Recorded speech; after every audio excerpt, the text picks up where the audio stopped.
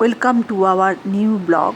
আমার ব্লগটাকে সাবস্ক্রাইব করো, লাইক করো, শেয়ার করো, ফলো করো, আর অনেক অনেক ভালোবাসা দিলো। ওয়েট করছি, মুম্বাইয়ে যাব, লাউঞ্জে বসে অপেক্ষায়। আর এদিকে সুন্দর সমস্ত দোকান রয়েছে, এত ভালো লাগছে দেখতে, সত্যি চুড়িদারগুলো অসাধারণ। এখানে ফ্লাইটে যারা আসবে যাবে তারা বেশ সুন্দর এখান থেকে মার্কেটিং করতে পারবে, খুব ভালো। আর স্যানাইলের খুব সুন্দর ভালো সেন্ট রয়েছে আর অর্নামেন্টস রয়েছে, খুব সুন্দর প্রোডাক্টগুলো, খুব ভালো।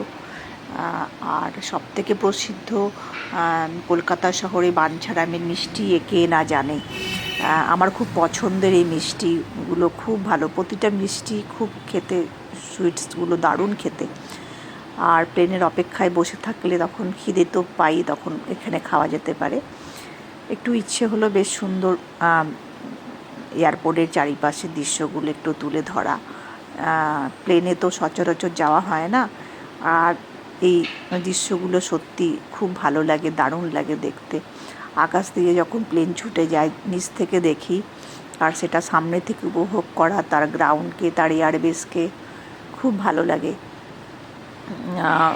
প্লেনের জন্য অপেক্ষা করছি আর সমস্ত কিছু ওগুলো দেখছি। এর জন্য বাস রয়েছে যেখানে ট্রেনের সামনে নিয়ে যাবে।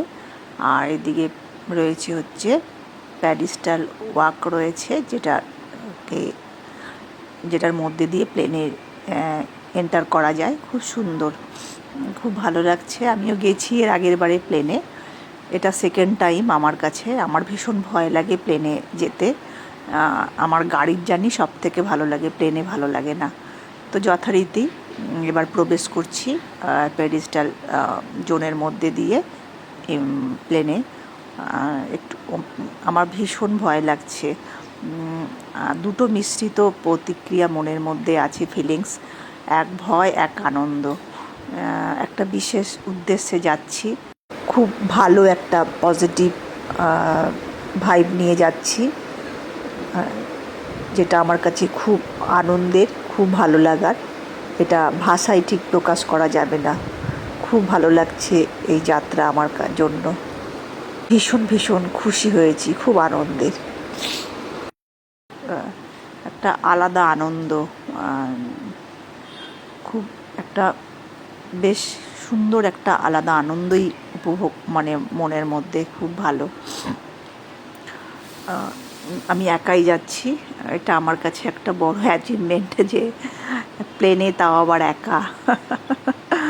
এটা সত্যি ভয় লাগছে, ভীষণ ভীষণ ভয় লাগছে। উইন্ডো সিট পেয়েছি,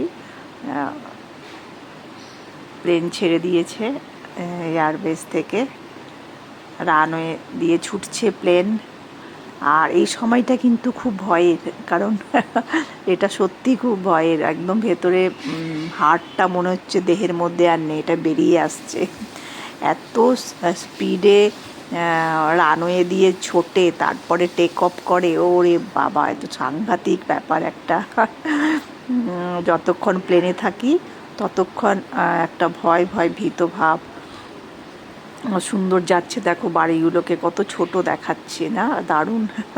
এটা একটা দারুণ দৃশ্য। আমরা কত মেঘের ভেতর দিয়ে যাচ্ছি, এইটা যেটা ফিলিংস, এই যে দৃশ্য দেখা, এই দৃশ্য উপভোগ করা একটা স্বর্গীয় একটা আলাদা আনন্দ না? মেঘের মধ্যে দিয়ে যাওয়া, এটা ফিলিংস।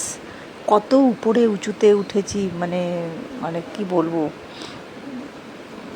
3,500 মনে হয়, তাই অনেক উঁচুতে, যেখান থেকে তো আমি মেঘের ভেতরে আছি, নিচে আমি কোনো মানুষকে দেখতেও পাচ্ছি না। আর এত শব্দ প্লেনে, একজন কান ঢেকে বসে আছে।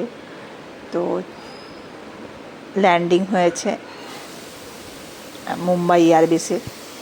খুব ভালো লাগছে যে সাবধানে ল্যান্ড করেছি, কিন্তু এবার যাওয়ার সময় সেটাও একটা ভয়ের ব্যাপার।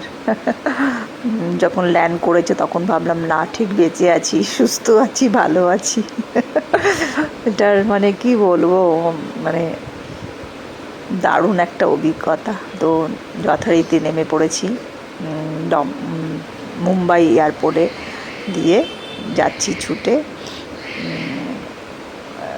খুব সুন্দর, মুম্বাই এয়ারপোর্টটা খুব সুন্দর, সবাই অপেক্ষা করছে